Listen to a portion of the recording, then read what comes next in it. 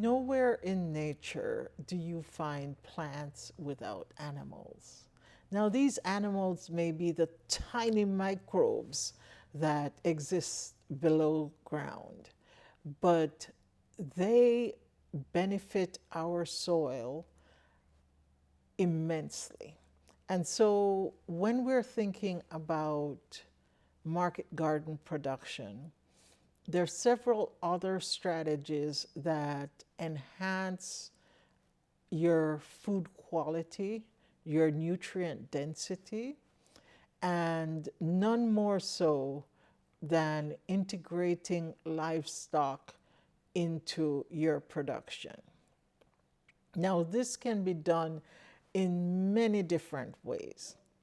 The easiest, especially if you're in a city or, in an urban area using small scale, worms, just simple vermicomposting, getting the nutrients from the worms, that compost, and incorporating that into your soil is a great way of helping to build your soil and growing more nutrient dense food. We also want to integrate above ground livestock.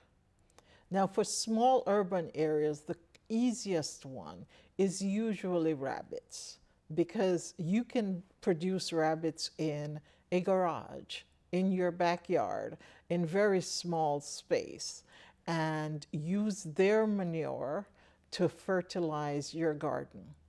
And the beauty of rabbit manure, as well as sheep and goats, is it is not very harsh. So it's not going to burn the roots of your plants when you add it to the garden. Then, if you have more space, you can move up the ladder to things like sheep, goats, cattle. Those take up more land and are going to graze the land.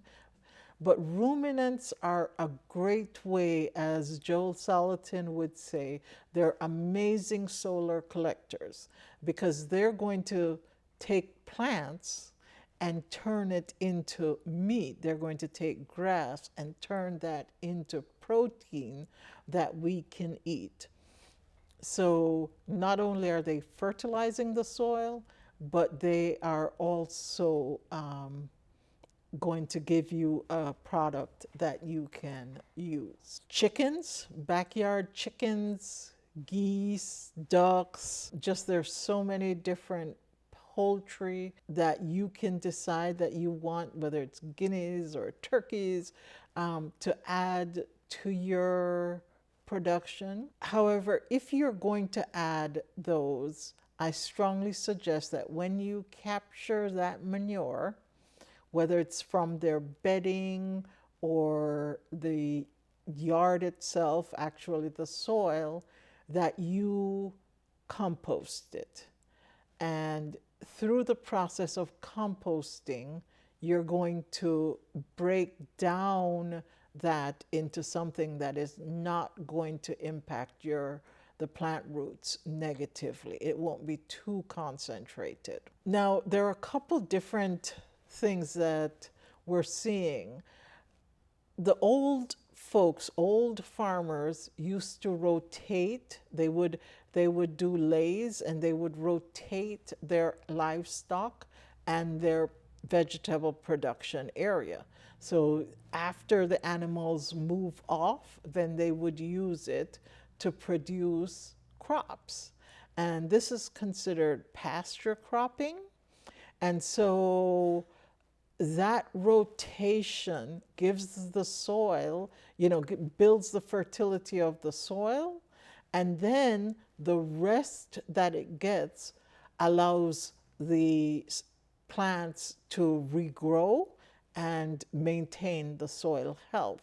So pasture cropping is something that we've seen a lot of farmers start to incorporate as they go beyond 1 acre, 2 acres, to then use that rotational method.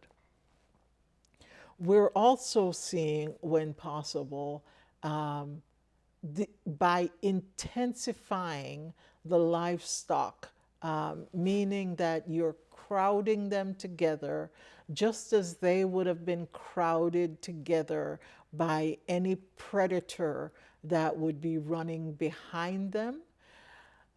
They actually put down more manure, concentrated manure, in one area, allowing that to build the fertility of that area and then moving them off of it.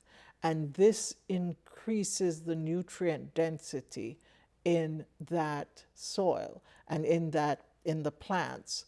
And so we're starting to do a lot of that when possible, especially since electric fencing is cost-effective fencing, that now we can move our livestock and it benefits the health and well-being of the livestock, and it also helps to improve your soil health. What I mean by concentrating the livestock is not what you're seeing on conventional farms when they will have 1,000 head of cattle in a small enclosed area.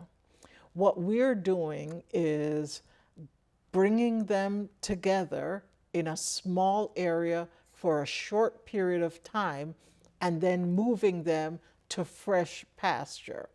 So they will move through a paddock as many as 3 or 4 times a day based on the way they eat and the amount of time that they take to digest that food.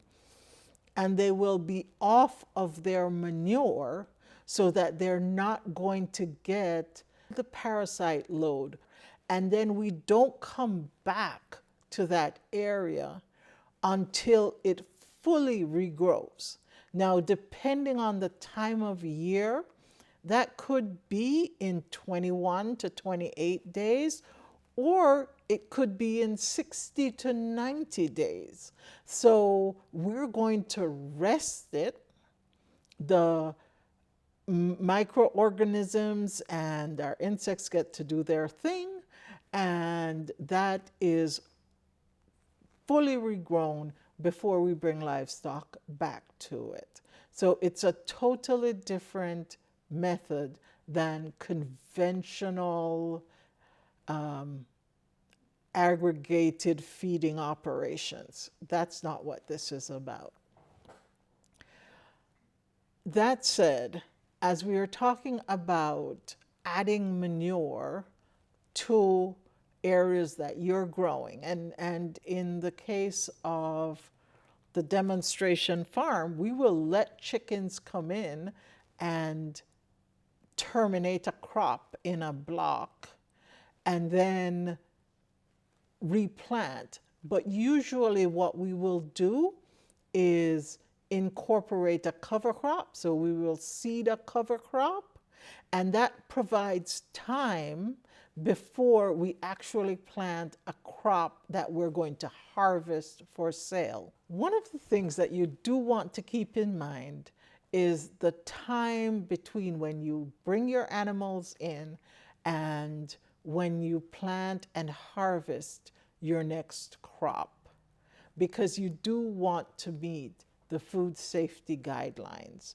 to ensure that that manure has broken down before you harvest that crop. Some of the farmers found that there are many ways of generating additional revenue from livestock, not just the protein that they can provide, but also the byproducts, things like compost or worm castings or selling worms or rabbit urine, all amazing amendments for your soil. So be creative.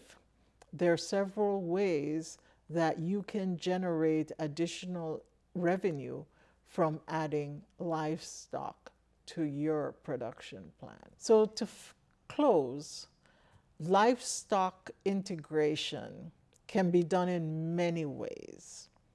And it really depends on your situation, what you have the time to incorporate, and how you want to manage your livestock.